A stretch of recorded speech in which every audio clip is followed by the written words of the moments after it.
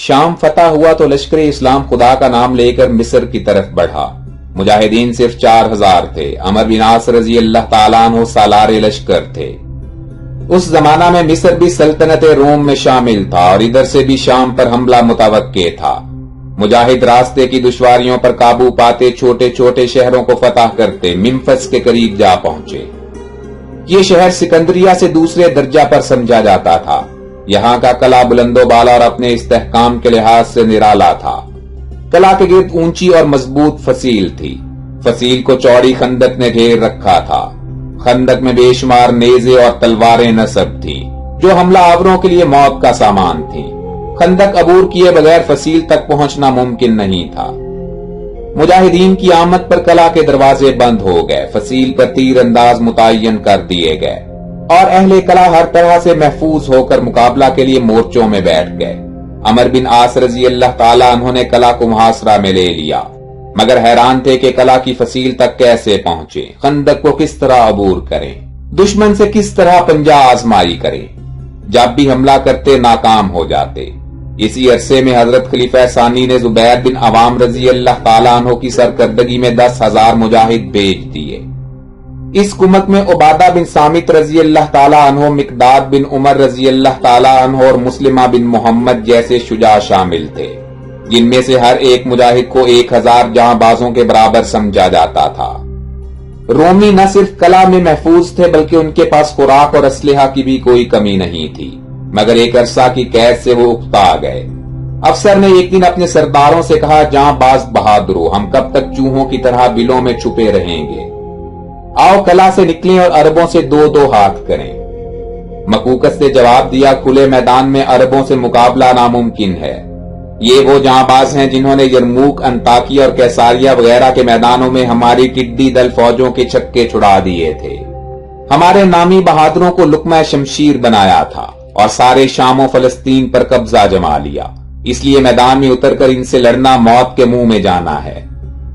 ایک رومی کو شرارت سوچی، اس نے کہا، کل جمعہ کا دن ہے، عرب جمعہ کی نماز پڑھیں گے تو بے خبر ہوں گے، جب وہ نماز کے لیے کھڑے ہو جائیں تو حملہ کر کے انہیں تہس نہس کر دیا جائے۔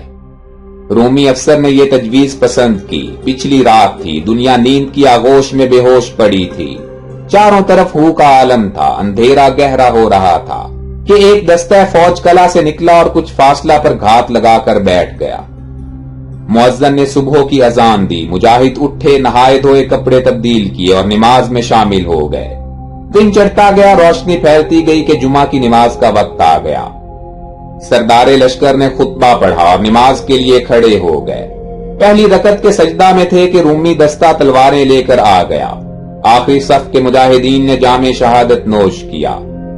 تلواریں برس رہی تھی، مجاہد خون میں نہا رہے تھے، شہادت کے جام پی رہے تھے کہ اللہ اکبر کا نعرہ بلند ہوا اور اسد کے لیے گئے ہوئے مجاہد آ پہنچے۔ انہوں نے جو مسلمانوں کو کٹتے دیکھا تو غصہ سے دیوانہ ہو گئے، تلواروں اور تیروں سے رومیوں کو کاٹنے اور چھیدنے لگے۔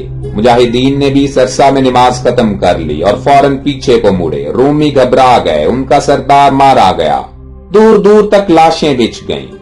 رومی بھاگے، بہت سے قتل ہوئے، جو جان بچا سکے وہ قلعہ کی آغوش میں جا پہنچے۔ اس حملہ میں 436 مجاہدین شہید ہوئے۔ ان سب پر نماز جنازہ پڑھی گئی اور لحد کی گود میں سلا دیے گئے۔ اب محاصرہ کو 5 ماہ کا طویل عرصہ گزر چکا تھا۔ دریائے نیل میں طغیانی آنے والی تھی جس سے سارا علاقہ پانی میں ڈوب جانے والا تھا۔ رومی خوش تھے کہ دریائے نیل کی بے رحم موجیں عربوں کو بہا کر لے جائیں گی اور اس بلا سے اپنے آپ نجات مل جائے گی۔ ادھر مسلمان بھی صورتحال اور مستقبل کے خطرے سے ناآشنا نہیں تھے۔ حضرت زبیر رضی اللہ تعالیٰ عنہ نے کہا، ہمارے پاس کوئی ایسا سامان نہیں جس سے ہم فصیل کو توڑ سکیں، جاں بازی کی ضرورت ہے، اگر اجازت ہو تو کوئی ترکیب نکالی جائے۔ عمر بن عاص رضی اللہ تعالیٰ عنہ نے اجازت دے دی۔ زبیر رضی اللہ تعالیٰ عنہ نے لمبی لمبی سیڑھیاں تیار کروائیں، منتخب جاں باز ساتھ لیے خندق سے گزرے، قلعہ کی فصیل کے ساتھ سیڑھیاں لگا دیں۔ تیر اور پتھر برستے رہے، چوٹیں آتی رہیں، زخم لگتے رہے، مگر مجاہدین نے پرواہ نہ کی۔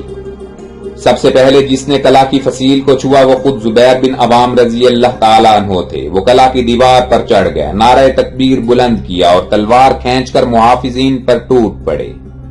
باقی مجاہدین بھی فوراً سے اوپر پہنچے اور بے دریغ تلوار چلانے لگے. دونوں طرف سے حملہ اور مدافعت میں کوئی کسر نہ رہی. فصیل کے محافظ کٹ گئے. مجاہدین نے جان پر کھیل کر قلعہ کا دروازہ کھول دیا. رومی تلواریں ان پر برس رہی تھیں. وہ تلواروں سے بچتے, لڑتے بھیڑتے, نعرے لگاتے دشمن کو نیچا دکھا رہے تھے کہ عمرو بن عاص بھی قلعہ میں داخل ہو گئے. رومی بھیڑوں کی طرح بھاگے, مگر مجاہدین کی تلوار نے انہیں گھیر لیا اور اپنے شہیدوں کا دل کھول کر بدلا لیا. جو بچے وہ جہازوں میں بیٹھے اور سکندریہ کو بھاگ نکلے. سمندر کی لہروں نے انہیں بہت جلد عربوں کے ہاتھوں سے چھین لیا.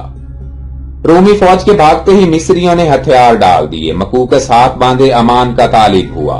زبیر رضی اللہ تعالیٰ عنہ کو اپنے شہیدوں کی یاد تڑپا رہی تھی. وہ قلعہ والوں میں سے کسی ایک کو بھی زندہ نہیں چھوڑنا چاہتے تھے. مقوقس نے دس بستہ کہا کہ ہم مصری ہیں, آپ کے تابع رہیں گے. لڑنے والے اور چھپ کر حملہ کرنے والے رومی تھے. وہ بھاگ چکے ہیں. اب ان کے گناہ کی سزا ہمیں نہ دی جائے, ہم پر رحم کیا جائے اور اپنی تلواریں نیام میں رکھی جائیں. عمرو بن عاص رضی اللہ تعالیٰ عنہ نے کہا, زبیر یہ مقوقس ہے جس نے نبی کریم صلی اللہ علیہ وسلم کے نامہ مبارک کی عزت کی تھی اور آپ صلی اللہ علیہ وسلم کی خدمت میں تحائف بھیجے تھے. ہمیں بھی اس کے ساتھ احسان کا سلوک کرنا چاہیے. جو ہمارے آقا و مولا کی عزت کرے, ہماری جان بھی اس کے لیے حاضر ہے. یہ سن کر زبیر رضی اللہ تعالیٰ عنہ نے بھی تسلیم کر لیا. اہل مصر کو امان دے دی گئی. 1 سال کا جزیہ بھی معاف کر دیا گیا. ان کے مذہب اور رسوم میں کوئی مداخلت نہ کی گئی. مقوقس کو سرداری عطا ہوئی اور کچھ فوج قلعہ میں چھوڑ کر مسلمان سکندریہ پر بڑھنے لگے. مشہور اسلامی جنگوں کی سیریز پر مزید ویڈیوز دیکھنے کے لیے ہمارے چینل ہسٹورک انفو کو سبسکرائب کرتے ہوئے گھنٹی کے نشان کو بھی دبا دیں تاکہ آپ کو ہماری ہر نئی آنے والی ویڈیو کی نوٹیفیکیشن بر وقت مل سکے. زندگی رہی تو جلد ہی دوبارہ ملاقات ہوگی. اپنا بھرپور خیال رکھیے گا. اللہ حافظ.